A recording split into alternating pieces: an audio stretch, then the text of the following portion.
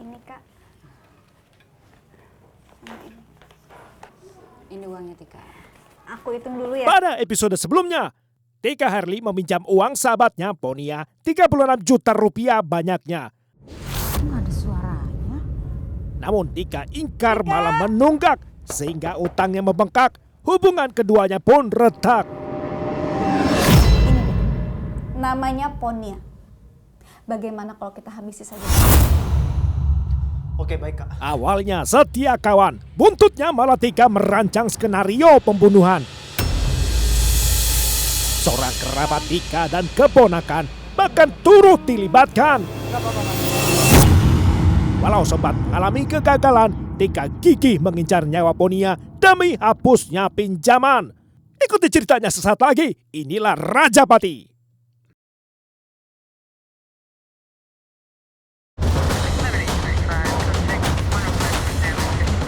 All weapons are holstered and stamped in.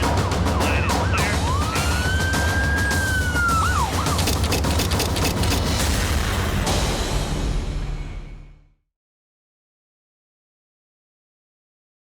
Komplotan Tika Herli kembali beraksi. Percobaan kedua di hari Minggu pagi, mereka memburu Ponia lagi.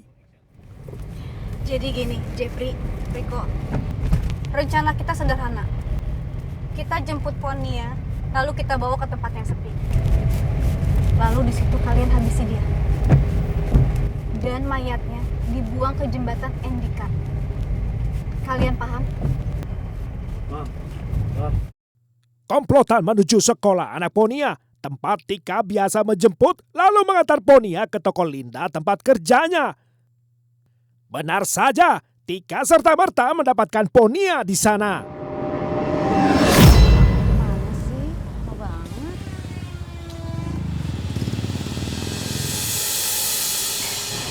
Kak Ponia, kakak mau toko Linda ya? Barengnya sama kami. Iya Tika. Kamu sama siapa?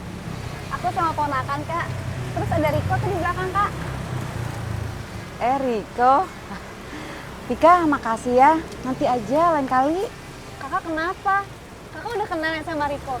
Nggak apa-apa, Kak. Yuk masuk sama kami yuk.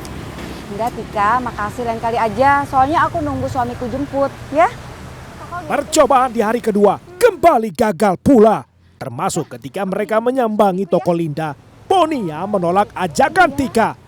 Hal serupa terjadi pada keesokan harinya. Ponia kembali menampik ajakan Tika. Gagallah percobaan ketiga. 3 kali gagal menculik Ponia, tidak mengendurkan kegigihan Tika. Percobaan selanjutnya dilancarkan dengan lain cara.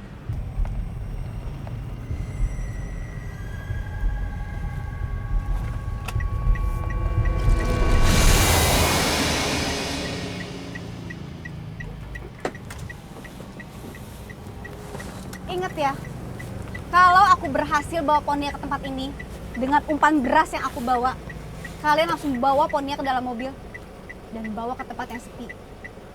Mayatnya jangan lupa, buang ke jembatan Endika. Oke. Kalian tunggu di sini. Nanti aku kesini lagi. Ingat ya, jangan ragu. Siap, Bi. Paham? Paham. Tunggu di sini.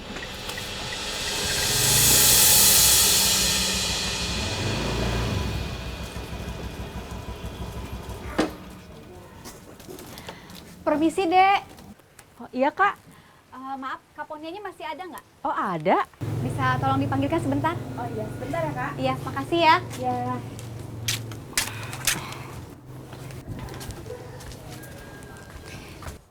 Tika. Akhirnya datang juga yang ditunggu. Iya, Kak. Maaf ya, Kak, aku telat. Yuk, kita pulang. Tika, aku minta maaf ya, aku nggak bisa. Jadi kamu duluan aja ya. Soalnya majikan aku nyuruh aku lembur. Udahlah, Kak, nggak apa-apa. Biar digantikan sama yang lain aja. Oh ya, Kak. Lihat nih, aku bawa apa? Aku bawa beras buat Kakak. Kamu baik banget, Tika. Tika, kira-kira kapan kamu ngelunasin utang kamu? Sekarang kan kamu udah lebih baik nih kehidupan kamu setelah penceraian. Iya, Kak. Insya Allah ya, Kak. nanti kita bicarakan di jalan. Sekarang kita pulang aja yuk, Kak. Gak bisa, Tika. Hah? Ya udah, nanti aku ke sana. Kamu duluan aja ya. Cepet ya. Tika, maaf ya, aku nggak bisa lama-lama. Oh iya, kapan kamu bayar lunas? Soalnya kan aku udah kasih keringanan kamu. Isi kakak, nanti kita bicarakan aja soal utang di rumah, ya. Terus itu berasnya gimana, Kak? Berasnya aku bawa aja ya. Maaf ya Tika ya, aku buru-buru ya. Aku mau masuk dulu ya. Tapi Ya, Tika. Kak Ponia, Mbak. Kak. Penolakan Ponia membuat jengkel Tika. Pasalnya Tika kembali gagal untuk keempat kalinya meski sudah menggunakan taktik berbeda. Namun ini bukanlah akhir usahanya sebab harga mati bagi Tika adalah Ponia harus kena.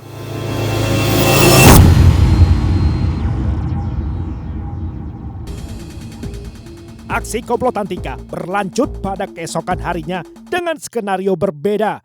Hari itu taktiknya 5 juta rupiah akan diserahkan Tika kepada Ponia sebagai cicilan tunggakan utangnya. Sebentar ya, Kak. Uangnya aku hitung dulu. Aku salah. Iya Tika, nggak apa-apa. Aku sabar kok. Iya, Kak. Sementara kepada Jeffrey dan Rico, Tika malah memberitahukan sebaliknya bahwa justru Ponia yang hendak pinjam uang dari Tika. Namun terjadi sesuatu di luar rencana, yakni putri Ponia bernama Selvia merajuk minta ikut serta. Kepalang basah, Tika tetap nekat melanjutkan rencananya. Uang 5 juta rupiah yang ditarik dari ATM Bank BCA dijadikan umpan oleh Tika. Ketika Ponia tampak lengah, aksi komplotan Tika berlanjut ke tahap 2, yakni memainkan konflik sandiwara dengan tujuan mengalihkan fokus Ponia semata.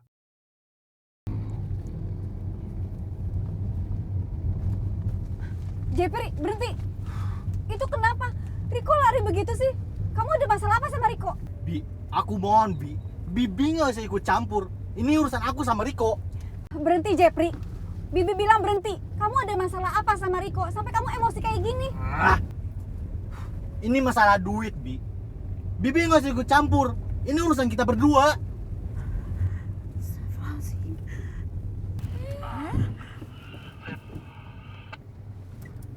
Sebuah drama pertengkaran antara Jeffrey dan Rico juga soal duit pinjaman. Agar terlihat meyakinkan, kontak fisik dilakukan demi menambah sengit kesan perkelahian.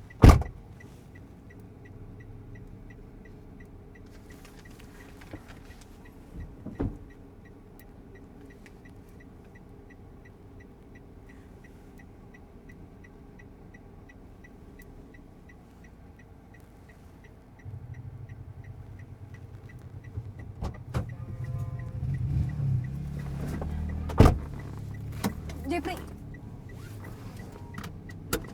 Kenapa ini, Jeff?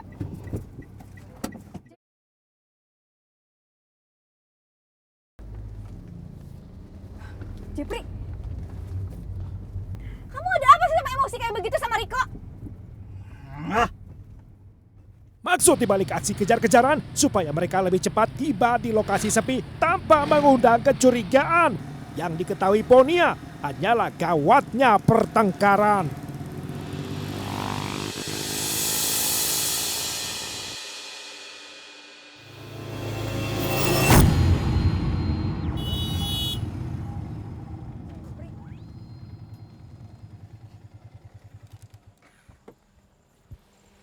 Ron. Gila kau ya.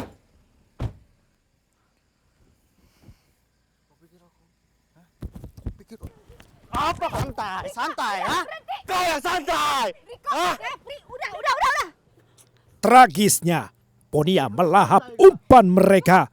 Dengan polosnya, Ponia turun dari mobil bermaksud melerai pertengkaran yang disaksikannya. Sekali lagi Tika melihat kesempatan emas ketika Ponia terus membututi ke tempat yang lebih sepi.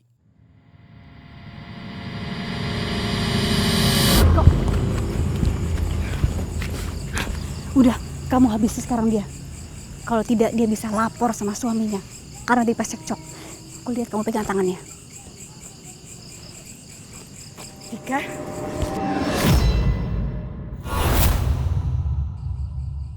Ponia tak berdaya melawan, sementara Tika sahabatnya enggan memberi pertolongan, hanya menyaksikan kejadian.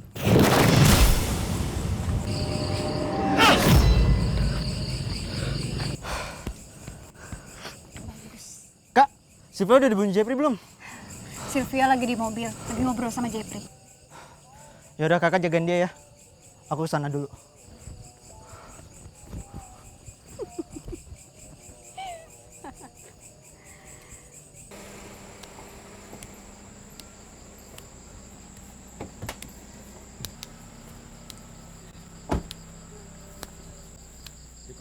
Riko.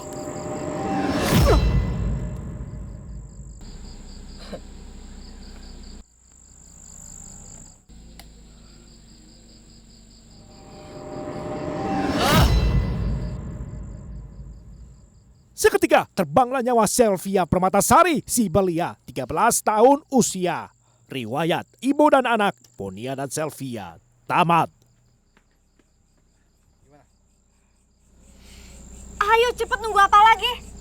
Bawa kedua jenazah ini ke jembatan Endikat. Ayo.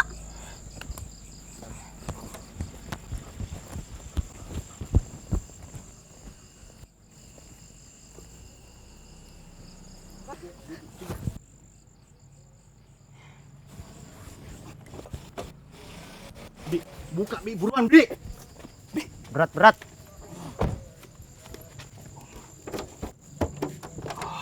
Sabar. Awas, minggir. Bi.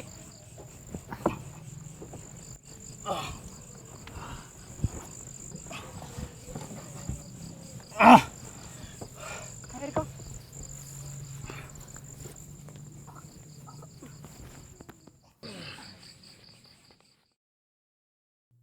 Menjelang tengah malam, kedua jenazah korban dibuang dari atas jembatan Endikat ke Sungai Lematang, sekitar 30 meter ketinggiannya. Tragisnya, nyawa Sylvia ibarat riba, sebab awalnya Tika hanya mengincar nyawa Ponia saja untuk menebus utangnya.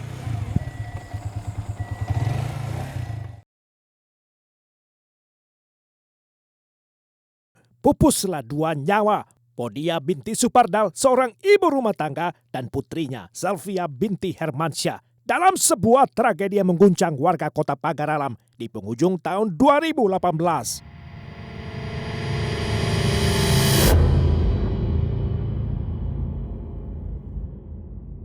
Hasil visum atas kedua jenazah warga Kelurahan Beringin Jaya membuat semua orang terperangah tak percaya betapa kejinya aksi para jagal terhadap mereka.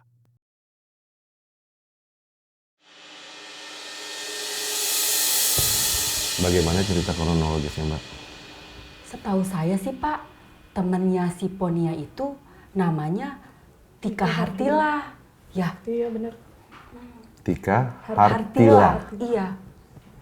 Orangnya yang Dia pakai kerudung, Ah. terus bawa motor Pak. sering ke toko. Sering.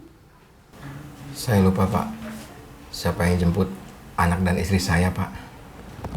Coba Bapak ingat-ingat. Siapa yang jemput istri Bapak? Sebentar Pak, saya ingat Pak. Anak yang laki-laki saya yang jemput Tika Atila Pak, beserta dua orang pria yang tak dikenal Pak. Tika Hartila. Iya Pak. Lalu yang dua orang tersebut itu ciri-cirinya seperti apa? Saya kurang paham Pak, kurang tahu Pak. Jadi ibu yang Bapak maksud tersebut datang menggunakan mobil beserta anak dan seorang pria. Beliau datang ke gerai ATM untuk mengambil sejumlah uang. Kira-kira ciri-ciri dan spesifikasi Bapak yang sebutkan itu mirip dengan nama Ibu Tika Hartila.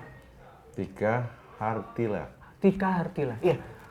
Saya memiliki CCTV yang ada di gerai kantor ATM. Silakan, pilih. Kami memerintahkan anggota kami untuk mengetahui yang pertama adalah siapa dulu identitas mayat tersebut. Setelah mengetahui identitas mayat, maka kami langsung mengetahui kemana tempatnya bekerja, di mana rumah tinggalnya. Nah, setelah itu kami ke tempat dia bekerja di sebuah toko di pasar, di toko Linda. Kami melakukan interogasi terhadap teman-teman korban. Korban bernama Ponia. Nah, dan kami mendapatkan informasi bahwa orang yang terakhir yang bertemu dengan korban adalah saudara TK. Sehingga kami juga mengecek ke suami korban bagaimana bisa hubungan Tika dengan Ponia tersebut.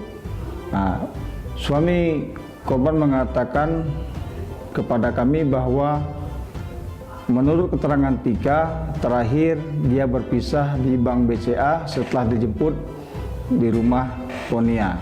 Maka kami pun meminta kepada pihak bank untuk membuka CCTV apakah benar ada pertemuan atau perjumpaan antara Tika dan Ponia di Bank BCA. Ternyata di Bank BCA tersebut tidak muncul video korban, yang ada hanya video Tika. Tika sedang menarik uang di bank waktu itu dan memang pas jamnya. Jadi kami tarik ulur jam berapa dia pergi, jam berapa dia ke bank, kemudian jam berapa dia menghilang. Berdasarkan laporan yang kami terima, kami memeriksa saksi-saksi, mengambil CCTV, kemudian meminta rekening koran di bank. Kami mengetahui bahwa pelaku pembunuhan terhadap korban Ponia dan anaknya Silpi ini adalah 3 orang.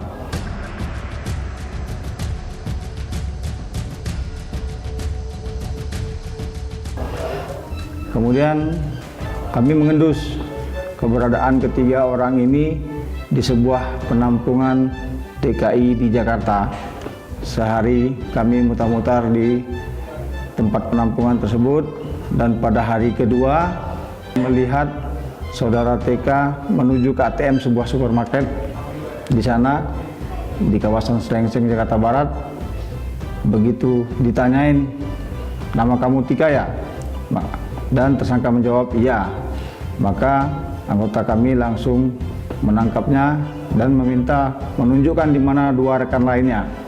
Dan didapati saudara Jeffrey dan saudara Riko sedang bermain PS di situ. Kami langsung mengamankan, kami bawa ke polsek terdekat, kami langsungkan BAP, dan ketiga tersangka mengakui bahwa telah melakukan pembunuhan terhadap Ponia dan Silpi.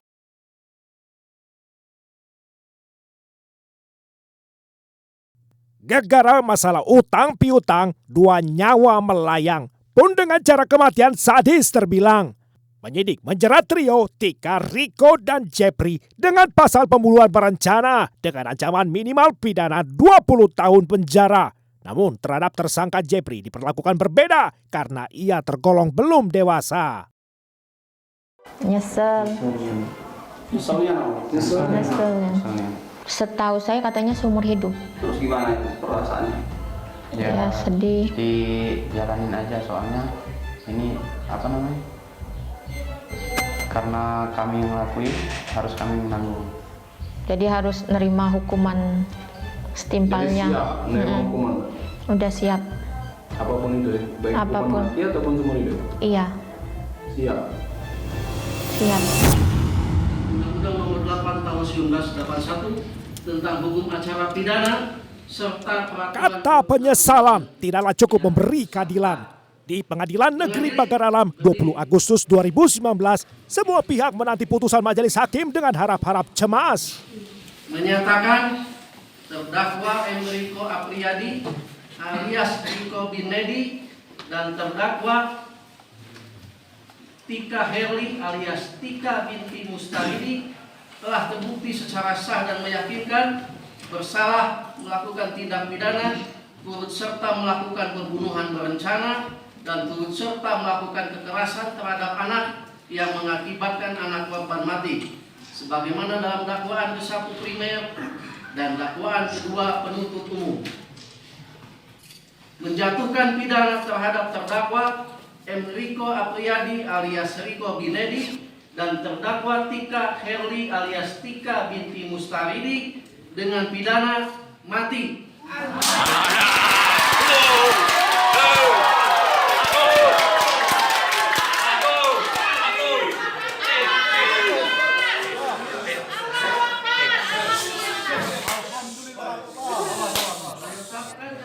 Agar para terdakwa tetap berada dalam tahanan. Ditetapkan barang bukti berupa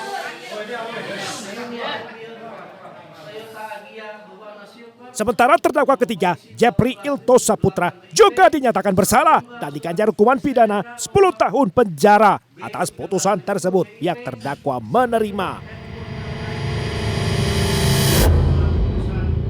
Namun berbeda dengan terdakwa Riko dan Tika yang mengajukan banding ke Pengadilan Tinggi Palembang. Namun putusannya kemudian menguatkan putusan pengadilan sebelumnya. Yang artinya bahwa hukuman pidana mati atas terdakwa Riko dan Tika sudah berkekuatan tetap alias ingkrah sebab keduanya tidak menempuh langkah hukum selanjutnya.